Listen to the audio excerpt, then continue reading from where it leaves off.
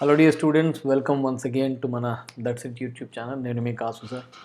మరొకసారి మీకు జేడబ్ల్యూ లేదా నీట్కి కావాల్సిన కెమిస్ట్రీ చెప్పడానికి సిద్ధంగా ఉన్నాను. సో మీరు జేడబ్ల్యూ కానీ నీట్ కానీ ప్రిపేర్ అవుతున్నట్టయితే దసరా నుంచి మొదలైన ఈ సెషన్ సిరీస్ అనేది సంక్రాంతి వరకు కంటిన్యూ అవుతుంది. ఇది last chapter of organic chemistry. So organic కెమిస్ట్రీకి సంబంధించిన మొత్తం వీడియోస్ అన్నింటినీ నేను ఒక ప్లేలిస్ట్ రూపంలో పొందుపరుస్తాను. ఆల్రెడీ ఫిజికల్ కెమిస్ట్రీ మొత్తం అయింది. ఇన్ఆర్గానిక్ కెమిస్ట్రీ సెషన్స్ ఇంకా రానున్న రోజుల్లో జరగనున్నాయి. సో సంక్రాంతిలోపు మొత్తం మనం ప్రిపరేషన్ అనేది కంప్లీట్ చేద్దాం, whether that is for JW or main.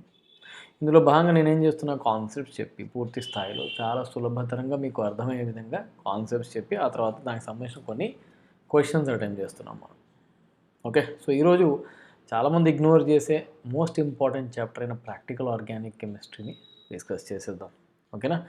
So topic మొత్తం వింటే కానీ మీకు కాన్సెప్ట్స్ అర్థం కావు కనుక చివరి వరకు స్టే ట్యూన్డ్.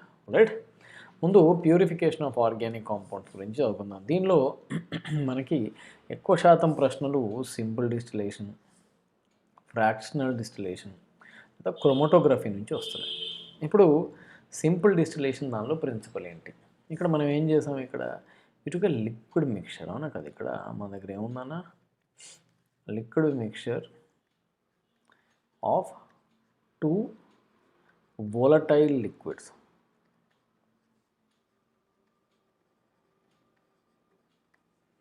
అంటే నేను ఇప్పుడు ఏం చేస్తాను, ఇక్కడ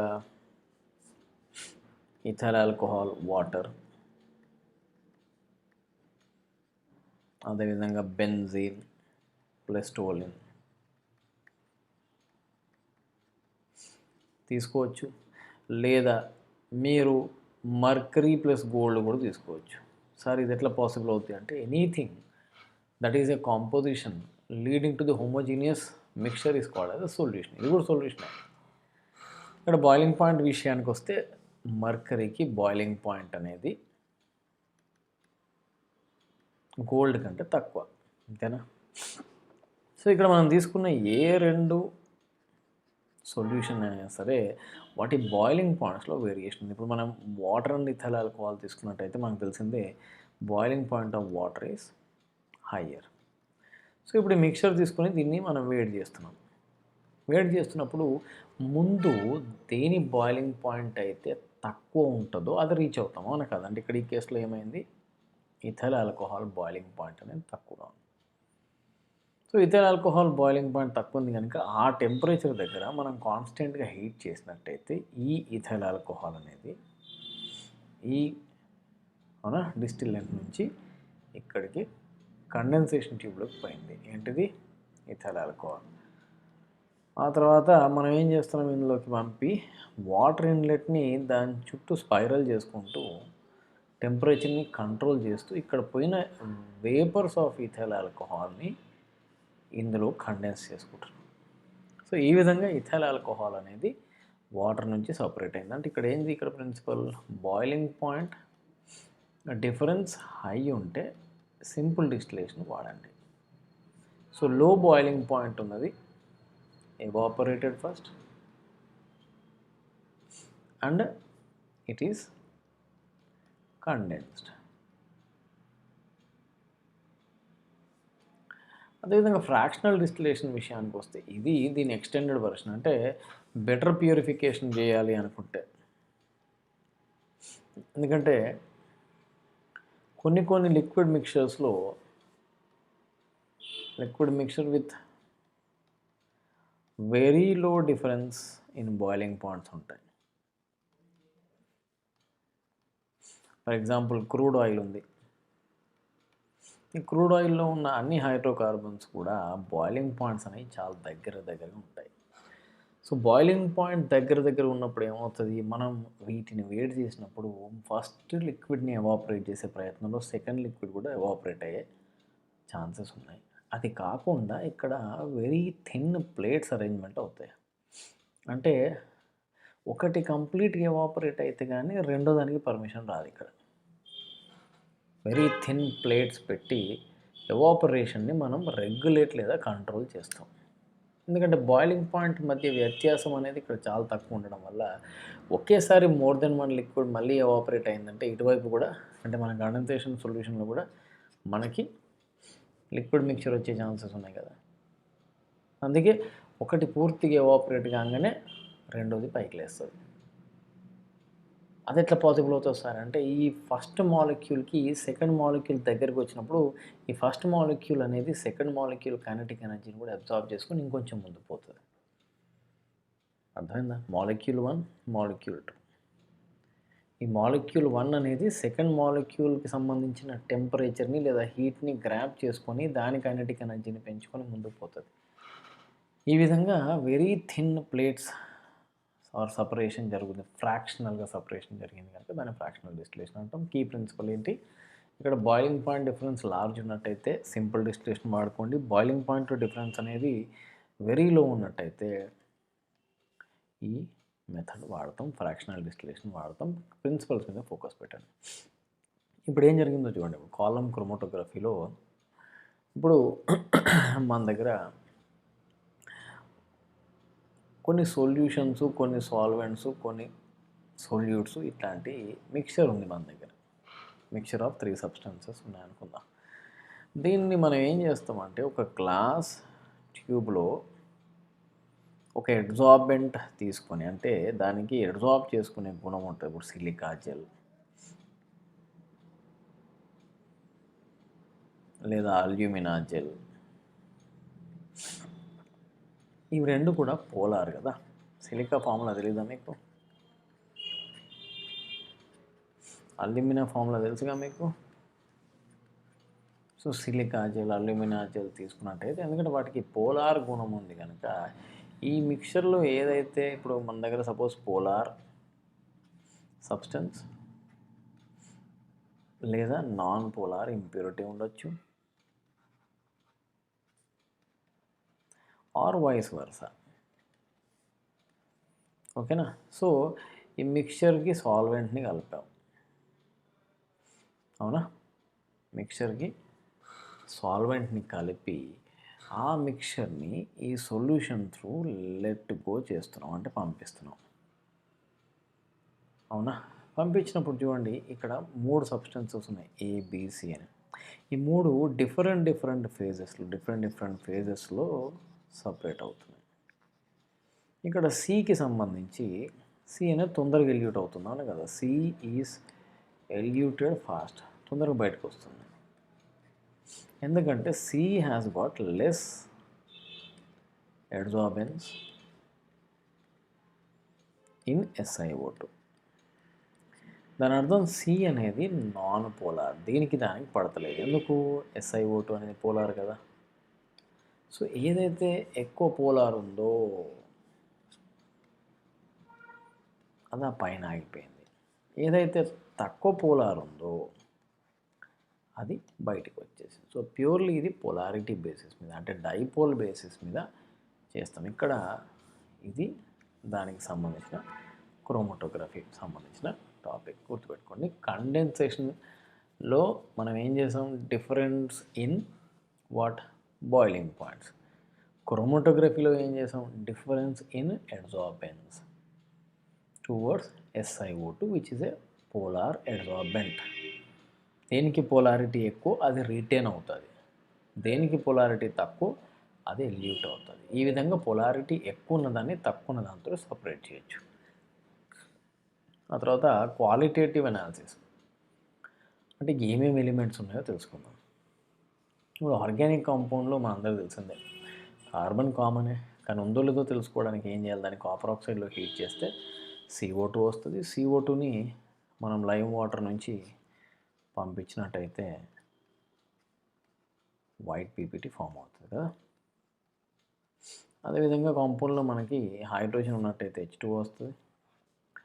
H2Oని కాపర్ సల్ఫేట్ సొల్యూషన్ అన్హైడ్రస్ నుంచి పంపించినట్టయితే మనకి బ్లూ కలర్ డిపాజిట్స్ వస్తాయి. సో ఈ విధంగా మనం కార్బన్ లేదా హైడ్రోజన్ని కన్ఫర్మ్ చేస్తాం.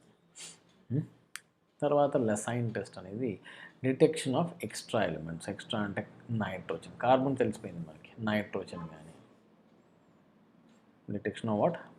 ఎక్స్ట్రా ఎలిమెంట్స్, నైట్రోజన్ కానీ, సల్ఫర్ కానీ, హాలోజన్ కానీ ఫాస్ఫరస్ కానీ ఇట్లాంటి ఎక్స్ట్రా ఎలిమెంట్స్ ఉన్నప్పుడు దాన్ని డిటెక్ట్ చేయడానికి లసైన్ టెస్ట్ వాడతాం. దీనిలో ఏం చేస్తామంటే మనం ఏదైతే ఆర్గానిక్ కాంపౌండ్ తీసుకున్నామో కార్బన్ ఉంది, దానిలో నైట్రోజన్ కూడా ఉందనుకున్నాం, దాన్ని సోడియంతో పెట్టి బాగా హీట్ చేస్తాం.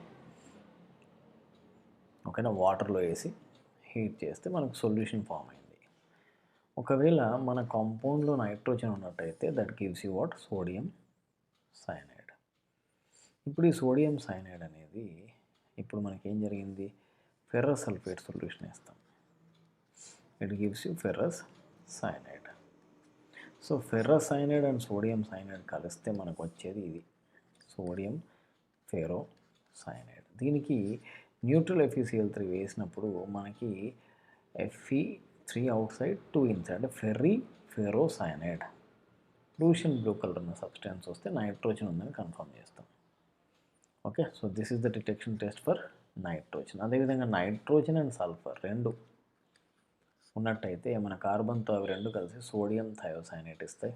ఇది ఎప్పుడైతే న్యూట్రల్ FeCl3తో వేస్తామో అప్పుడు బ్లడ్ రెడ్ కలర్ అయిన ఫెర్రిక్ థయోసైనేట్ ఫామ్ అవుతుంది. దాంతో నైట్రోజన్ అండ్ సల్ఫర్ రెండు ఉన్నాయని మనం ప్రిడిక్ట్ చేస్తాం. అదేవిధంగా మన కాంపౌండ్లో, మన ఆర్గానిక్ కాంపౌండ్లో సల్ఫర్ ఉంటే అది సోడియంతో కలిసి ఇది ఫిల్టరేట్ రూపంలో వస్తుంది. దీనికి సోడియం నైట్రోప్రోసైడ్ వేసినట్టయితే సోడియం సల్ఫో నైట్రోప్రోసైడ్ అంటే వైలెట్ కలర్ సొల్యూషన్ ఫామ్ అవుతాయి. సో ఇది టెస్ట్ ఫర్ సల్ఫర్. అదేవిధంగా మన దగ్గర క్లోరిన్ ఉన్నట్టయితే, అంటే సోడియం క్లోరైడ్ ఉండాలని రూల్ ఏం లేదు, బ్రోమైడ్ ఉండొచ్చు, అయోడైడ్ కూడా ఉండొచ్చు. ఇది వేసినట్టయితే సిల్వర్ క్లోరైడ్ వైట్ PPT వస్తుంది. బ్రోమైడ్ ఉన్నట్టయితే AgBr వస్తుంది. That AgBr is pale yellow. అదేవిధంగా అయోడిన్ ఉన్నట్టయితే AgI bright yellow precipitate form అవుతుంది. సో దీన్ని బట్టి మనం హాలోజన్ ఉందని కన్ఫర్మ్ చేస్తాం. సిమిలర్లీ ఫాస్ఫరస్ ఉన్నట్టయితే Na+P గివ్స్ Na3P. ఇది హైడ్రైసిస్లో పార్టిసిపేట్ చేస్తే ఆర్థోఫాస్ఫారిక్ యాసిడ్ వచ్చింది. దాన్ని ammonium molybdate in presence of HNO3 వేసినట్టయితే మీకు అమ్మోనియం ఫాస్ఫోమాలిబ్డేట్, ఇది NH4 taken thrice PO4.12MoO3 white crystalline substance form అవుతుంది. దీన్ని బట్టి ఫాస్ఫరస్ ఉందని కన్ఫర్మ్ చేస్తాం. ఈ విధంగా లసైన్ టెస్ట్ వాడి డిఫరెంట్ ఎలిమెంట్స్ని మనం ఇక్కడ కన్ఫర్మ్ చేసుకుంటాం. తర్వాత క్వాంటిటేటివ్ అంటే వాల్యూ పరంగా ఇప్పుడు మనకు తెలిసిపోయినాయి ఏమేమి ఎలిమెంట్స్ ఉన్నాయి. కార్బన్ ఉంటే CO2 నుంచి మిల్కీ వైట్ ప్రెసిపిటేట్, హైడ్రోజన్ ఉంటే H2O నుంచి బ్లూ కలర్ సొల్యూషన్, నైట్రోజన్ ఉంటే సోడియం సైనైడ్, దాని నుంచి ప్రూషన్ బ్లూ, సల్ఫర్ ఉంటే సల్ఫో నైట్రోప్రోసైడ్, హాలోజన్ ఉంటే AgX, ఫాస్ఫరస్ ఉంటే అమోనియం మాలిబ్డేట్. సో ఒక్కొక్క దానికి ఒక్కొక్క టెస్ట్. ఆ తర్వాత ఎంత పర్సంటేజ్ ఉంది అని తెలుసుకోవడానికి ఏం చేస్తాం మనం అంటే ఒక్కొక్క దానికి ఒక్కొక్క మెథడ్. ఇక్కడ ఏంటి, కార్బన్ డైఆక్సైడ్ వచ్చింది కనుక మాస్ ఆఫ్ కార్బన్ డైఆక్సైడ్ని మాస్ ఆఫ్ ఆర్గానిక్ కాంపౌండ్తో డివైడ్ చేయండి. దాన్ని 12/44, 12 is mass of carbon and 44 is mass of CO2. ఇట్లా గుర్తుపెట్టుకోవాలి. ఇది మనం డెరైవ్ చేసే టైం లేదు కనుక ఫార్ములాస్ గుర్తుపెట్టుకోండి. అదేవిధంగా mass of hydrogen by mass of water into mass of H2O by organic compound mass ఇస్తారు మీకు. ఇప్పుడు ఇక్కడ రెండు విధాలుగా నైట్రోజన్ ఎస్టిమేషన్ చేస్తాం. డూమాస్ మెథడ్ అంటాం, ఇంకో దాన్ని జెల్డాల్ మెథడ్ అంటాం. ఎక్కువ ప్రశ్నలు జెల్డాల్ నుంచి అడిగారు.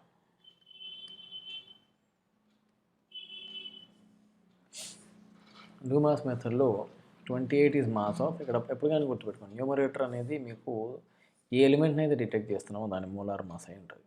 సో 28 ఆల్రైట్ బై 22,400 STP దగ్గర వాల్యూమ్ ఇది into volume of N2 ST by mass of organic compound ఇస్తారు మనకి ఇంటూ 100. అదేవిధంగా జెల్డాల్ మెథడ్లో ఏం చేస్తామంటే ఇక్కడ M1V1 molarity and volume of H2SO4 add చేస్తాం.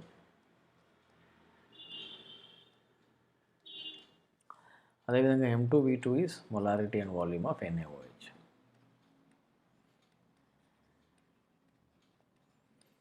ఓకే, సో ఇప్పుడు కానీ న్యూమరేటర్లో మీకు molar mass of the gas వస్తుంది. ఆల్రైట్, ఈ ఫార్ములా వాడండి. ఓకే, ఇక్కడ ఎందుకు 2M1V1 వచ్చింది, H2SO4 N ఫ్యాక్టర్ ఎంతనన్నా 2 కదా, 2 into molarity is normality. So N1V1 minus N2V2 because N factor of NaOH is 1. So molarity అన్న నార్మాలిటీ అన్న ఒకటే. సో దీన్ని ఇట్లా కూడా రాసుకోవచ్చు మీరు. N1B1 minus weight of organic compound into 100.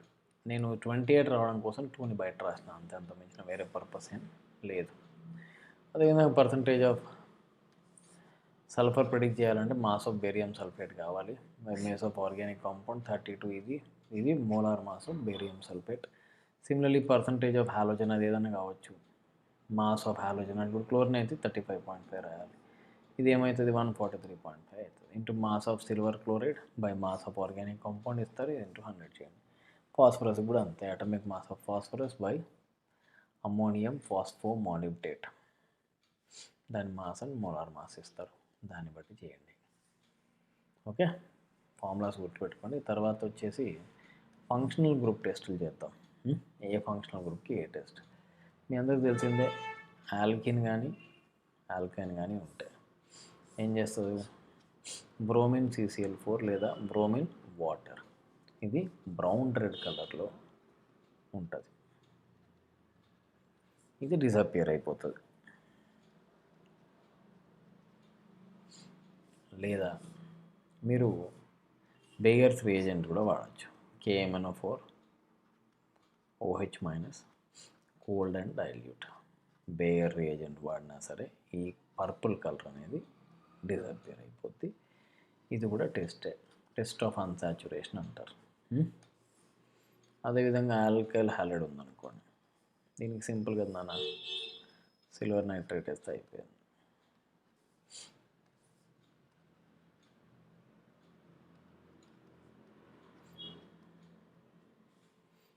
AgX,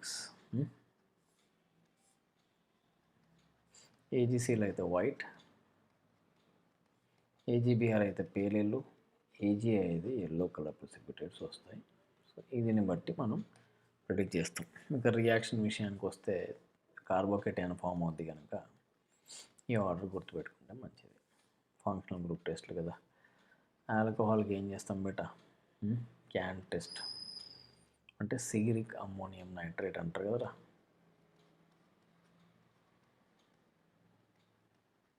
సిగరిక్ ammonium nitrate, దీన్ని మనం క్యాన్ టెస్ట్ అంటాం. క్యాన్ టెస్ట్ చేస్తే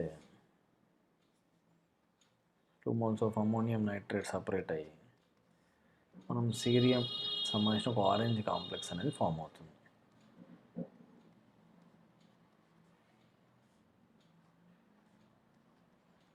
ఇది ఆల్కహాల్, లేదా సింపుల్గా సోడియం వేస్తే ఇక్కడ హైడ్రోజన్ గ్యాస్ వస్తుంది.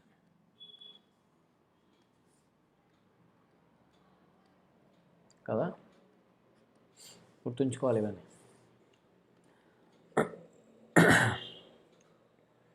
ఆ తర్వాత ఏంటి, ఆల్డిహైడ్స్ లేదా కీటోన్స్ తీసుకున్నట్టయితే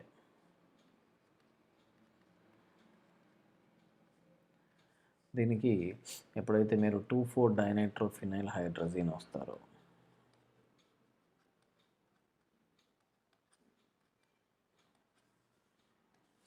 ఏమంటుంది దీన్ని 2,4-DNP టెస్ట్. ఇవన్నీ మనం రెస్పెక్టివ్ చాప్టర్లో డిస్కస్ చేసేసినాం, అయిపోయింది. ఇది మళ్ళీ ఒకసారి రాసుకుంటున్నాం అంతే.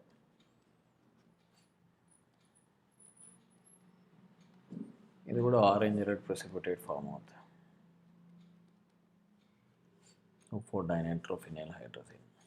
ఆ తర్వాత కార్బాక్సిలిక్ యాసిడ్ తీసుకొని సోడియం బైకార్బోనేట్ వేసినట్టయితే RCOON ప్లస్ CO2 ఎఫర్వెసెన్స్ వస్తాయి. ఆ తర్వాత అమైన్స్ విషయానికి వస్తే RNH2 ఉందంటే మీకు హిన్స్బర్గ్ అని అండ్ హాఫ్మన్ అని క్లియర్గా ఈక్వేషన్స్ చెప్పడం జరిగింది. ఓకే, ఇది అక్కడ కన్ఫర్మ్ చేసుకోండి, చాలా చాలా important. Confirmation of functional isomers, functional groups. ఎవరైనా for the detection of question చేద్దామా. Sulphur in organic compound sodium nitroprusside is added. అవునా, సోడియం నైట్రోప్రూసైడ్ ఇదే కదా నాన్న ఫార్ములా. ఇక్కడ గుర్తుపెట్టుకోండి, ఓకేనా, గుర్తుపెట్టుకోవాల్సిందే. ఇది మనకి ఫిల్టరేట్లో ఏమొస్తుంది, సోడియం సల్ఫైడ్ వస్తుంది. సో ఇవి రెండు కలిస్తే ఏమొస్తుంది మనకి డైరెక్ట్ యాడ్ చేసుకోండి. Na4 FeCN taken 5 NOS sodium sulpho nitrochloride violet colour కదా.